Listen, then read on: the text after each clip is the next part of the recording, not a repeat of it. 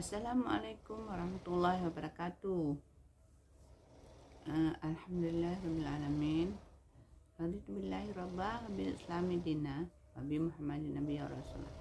Rabbi shrah li sadri wa yassir li amri wa hlul 'uqdatam min lisani yafqahu qawli. Puji dan syukur kehadirat Allah Subhanahu wa taala. Bahwasanya hari ini kita masih diberi kesehatan, kesempatan dapat melakukan tugas kita sebagaimana biasanya, kegiatan rutinitas kita sehari-hari. Hari ini ingin saya berbagi tentang hubungan karakter dengan keberhasilan akademik. Nah, kita menyadari bahwa aspek emosi sosial anak itu mendapat perhatian besar.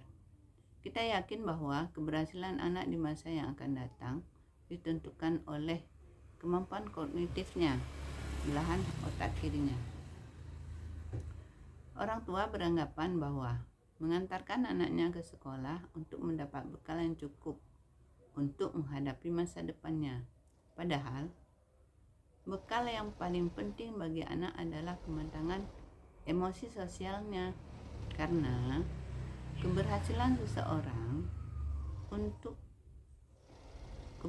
seseorang anak dalam menghadapi tantangan termasuk tantangan untuk berhasil akademik, anak usia dini sudah diarahkan untuk mencapai kecerdasan otak yang tinggi.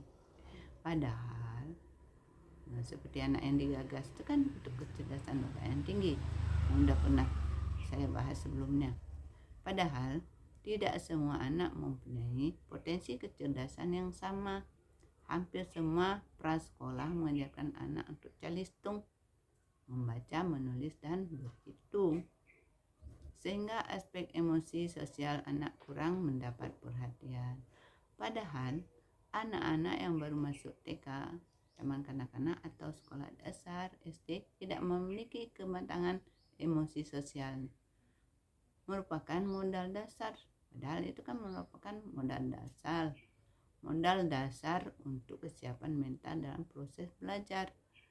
Pentingnya aspek emosi dalam proses pembelajaran yaitu pesan-pesan yang ditangkap oleh indera manusia pertama kali dicatat atau direkam oleh struktur otak yang paling terlibat dalam memori emosi, yaitu amigdala, sistem limbik, yang merupakan pusat emosi. Selanjutnya diteruskan ke dalam neokorteks, fungsi kognitif otak kiri.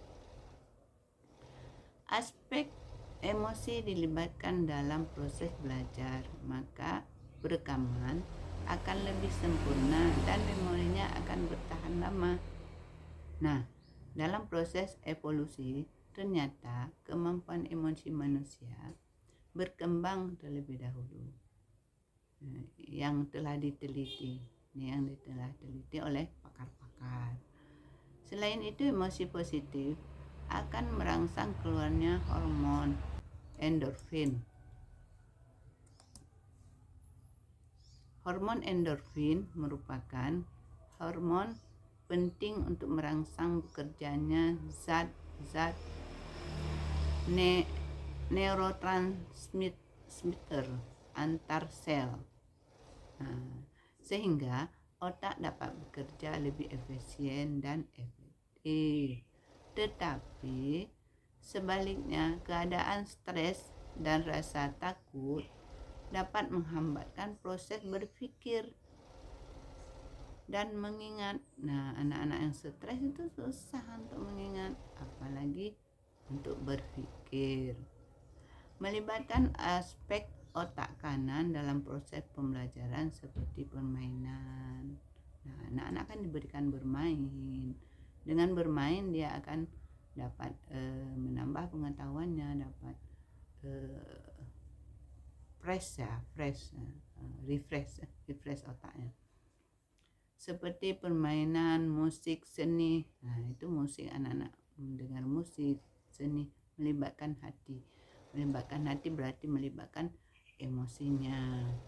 Akan meningkatkan kecerdasan manusia secara optimal. Nah, anak-anak yang dilibatkan sedang kegiatan proses pembelajaran tuh diperdengarkan musik, diperdengarkan suara mengaji itu kan juga seni, ada irama, alunan, lantunan Al-Quran itu kan gelombangnya tinggi rendah ya, sama dengan musik, mungkin lebih dahsyatnya lagi mengaji ya. Beberapa penelitian yang dilakukan oleh para ahli tentang pengaruh positif kematangan emosi sosial anak terhadap keberhasilan akademik di sekolah. Faktor risiko kegagalan di sekolah bukan terletak pada kemampuan kognitif anak, tetapi faktor psikososial, yaitu kecerdasan emosi. Nah, diantaranya rasa percaya diri. Anak ada yang sering dilabel, yang sering dicemoohkan, yang sering dimarah, yang sering dibentak, itu tidak ada rasa percaya diri dan rasa ingin tahu, motivasi, kemampuan kontrol diri. Nah, anak-anak kemampuan kontrol diri kalau tidak dilatih dengan sedemikian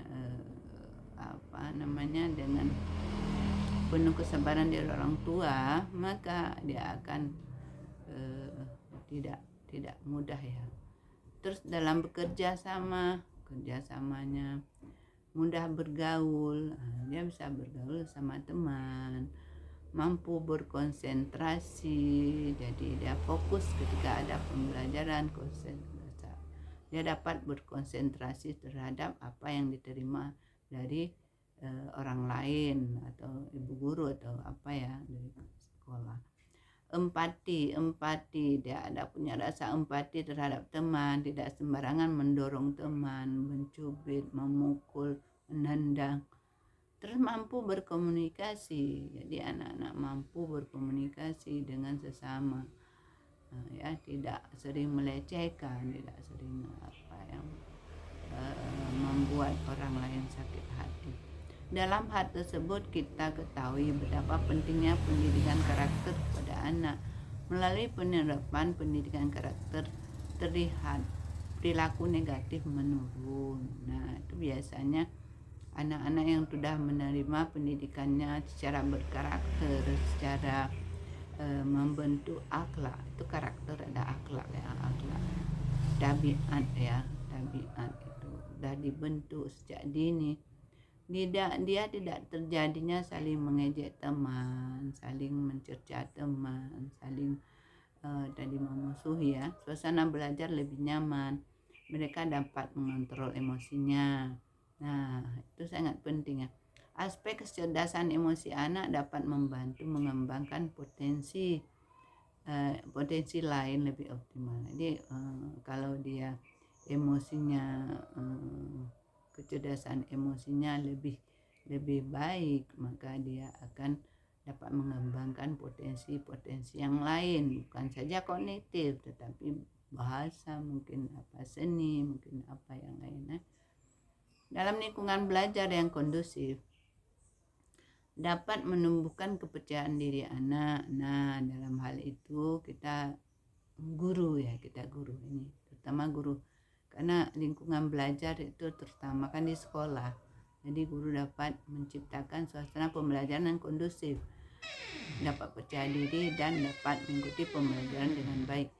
Jadi pendidikan karakter dapat membentuk kesehatan emosi. Nah, pendidikan karakter dapat juga membentuk kesehatan emosi.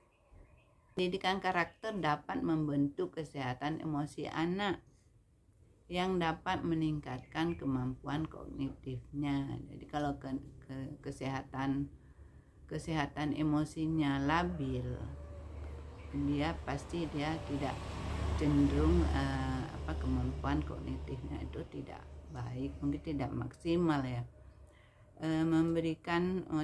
Memberikan motivasi berarti sukses dalam bidang akademik. Anak-anak yang diberikan motivasi baik, dia akan proses akademiknya juga baik ya. Dan sebaliknya, jika anak tidak mendapatkan pendidikan kognitifnya tidak mempengaruhi kesehatan emosi. Nah, kalau memang pendidikan kognitif itu tidak mempengaruhi kesehatan emosi, nah, anak-anak berarti emosinya sehat itu kalau pengembangan emosi sosialnya tertata dengan baik ya. Tidak mampu mengontrolkan diri, ini yang emosinya, yang kognitifnya tidak mempengaruhi emosi. Dan jika tidak, maka pendidikan kognitif tidak mempengaruhi kesehatan emosi anak, tetapi sering berlaku merusak diri. Nah, anak-anak yang pintar itu sering merusak diri, tidak mampu mengontrolkan diri, tidak mampu mengontrolkan emosi ya, bukan diri. Itu dirinya adalah emosinya, sering stres dan menurunkan prestasi akademiknya. Ini semua disampaikan oleh Ibu Ratna Megawangi dalam bukunya Pendidikan Karakter. Saya adopsi di sana ya. Mudah-mudahan ada manfaatnya bagi kita semua. Jadi sekarang ini yang sering ananda-anandanya yang dididik yang tidak berkarakter.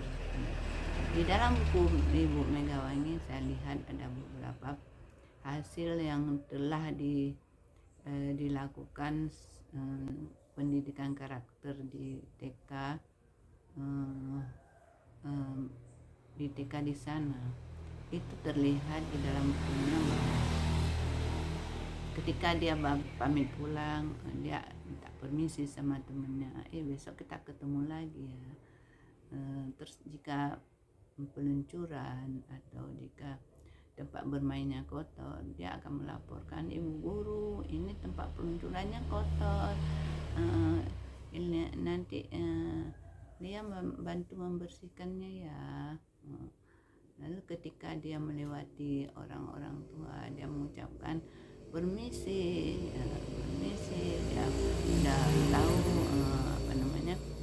menghormati orang lebih tua, dia sudah bisa menundukkan kepala dan melewati. Dan hal-hal karakter itu ketika diberikan sesuatu tanpa komando, tanpa iming-iming, tanpa suruhan, dia langsung mengucapkan terima kasih Bu Guru.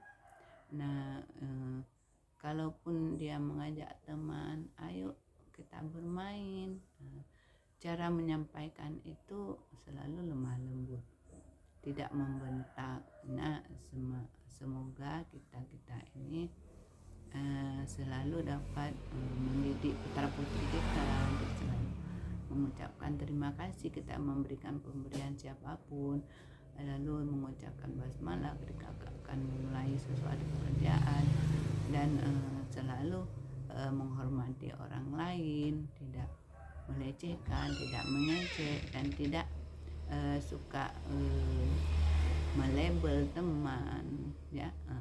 Atau ibu guru ya, ibu guru tanpa sengaja melabelkan anak-anak, terus tanpa sengaja ibu guru sudah mengatakan hal-hal yang tidak senonoh. Nah, itu untuk dapat dihindari ya. Oke lah, mungkin ini saja yang dapat saya sampaikan kali ini. Saya akhiri, assalamualaikum warahmatullahi wabarakatuh. Hai teman-teman, jangan lupa subscribe ya, subscribe channel ini Nur Lela Sekolah ya. Oke.